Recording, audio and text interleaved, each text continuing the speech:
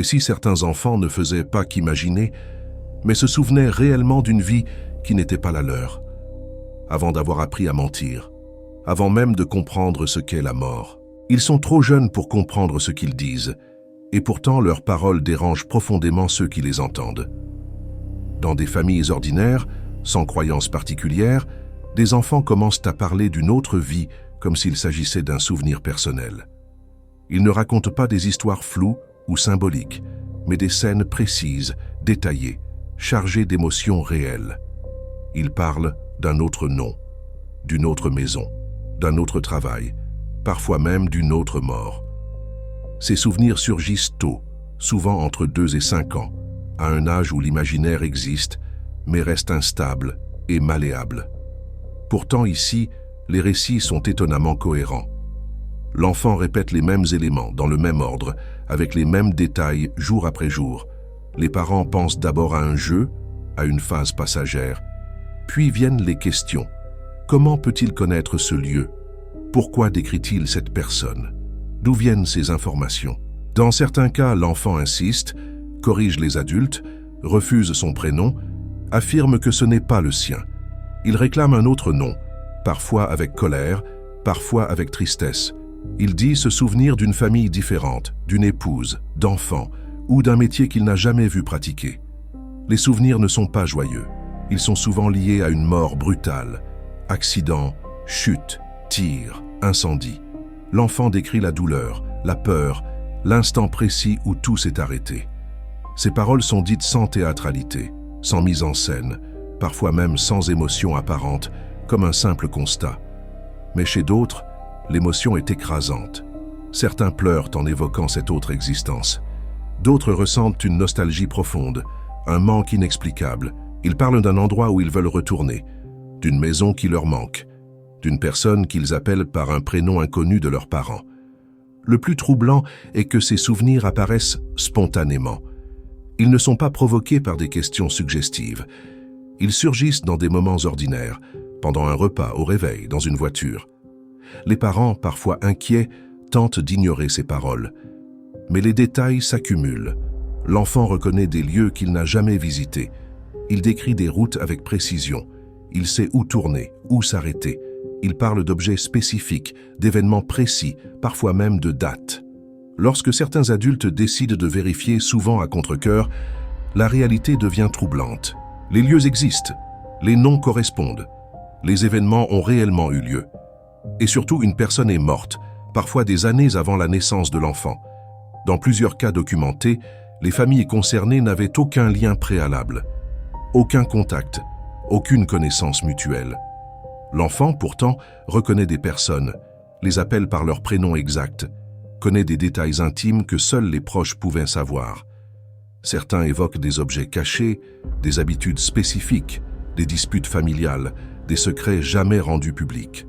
Ces informations ne peuvent pas provenir d'une transmission classique. Les parents eux-mêmes les découvrent en même temps que les enquêteurs. Les chercheurs qui étudient ces cas depuis des décennies observent des schémas récurrents. Les souvenirs apparaissent tôt, sont accompagnés d'émotions intenses, puis disparaissent progressivement vers 6 ou 7 ans. Comme si la nouvelle identité prenait le dessus. Comme si quelque chose se refermait naturellement. Plus les parents encouragent l'enfant à parler, plus les souvenirs persistent. Plus ils tentent de les faire taire, plus ils s'estompent rapidement. Ce phénomène semble fragile, instable, incapable de se maintenir sans attention. Certains enfants développent des peurs spécifiques liées à la manière dont ils disent être morts. Peur de l'eau, des voitures, du feu, des hauteurs. Ces phobies correspondent parfois exactement aux circonstances décrites. Plus troublant encore, certains présentent des marques de naissance ou des cicatrices à l'endroit précis où la personne précédente aurait été mortellement blessée. Ce point est extrêmement controversé, mais il revient trop souvent pour être ignoré. Face à ces témoignages, les explications classiques montrent leurs limites. L'imagination infantile est souvent invoquée, mais elle se caractérise par son instabilité. Elle évolue, se contredit, se transforme. Ici, les récits restent fixes pendant des années. La suggestion parentale est également avancée, mais dans de nombreux cas, les parents tentent au contraire de faire disparaître ces discours. Ils ont peur, doutent, consultent des psychologues, cherchent une explication rationnelle.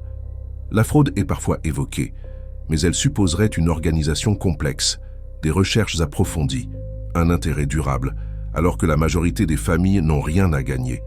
Beaucoup refusent toute médiatisation. Certaines témoignent anonymement.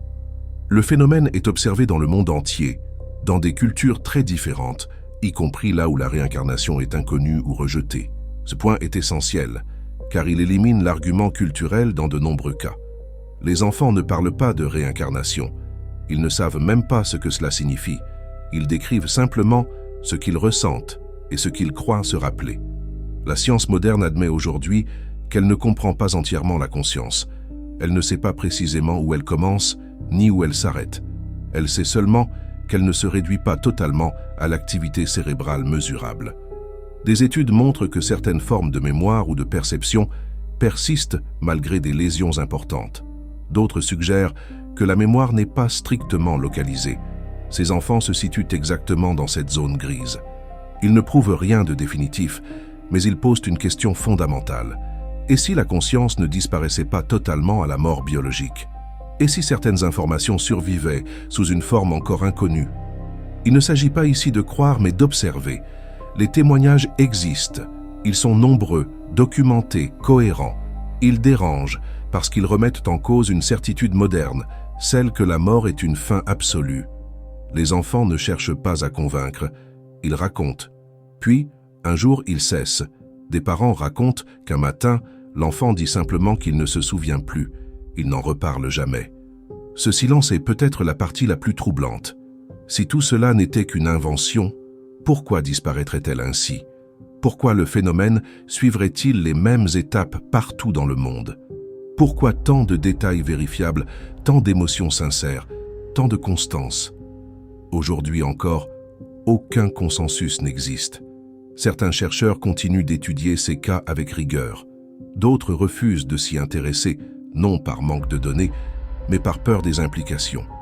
Car accepter ne serait-ce qu'une partie de ces récits obligerait à repenser la conscience, la mémoire, et peut-être la mort elle-même. Les enfants, eux, n'ont pas ces peurs. Ils parlent, puis ils oublient, et ils continuent de vivre. La question n'est donc pas de savoir si la réincarnation existe. La vraie question est plus dérangeante. Pourquoi certains enfants savent-ils des choses qu'ils ne devraient pas savoir? Et surtout, qu'est-ce que cela dit vraiment de nous? Car si ces souvenirs ne sont pas imaginaires, alors ils viennent de quelque part. Et ce quelque part n'est peut-être pas aussi loin que nous le pensons. Si ces enfants ne savent pas ce qu'est la réincarnation, alors d'où viennent ces souvenirs? La science n'a pas encore de réponse claire, et c'est peut-être ça le plus troublant. Dis-moi en commentaire ce que tu en penses vraiment. Abonne-toi à Chroniques de l'étrange pour ne pas manquer les prochains récits, parce que certaines questions refusent de rester silencieuses.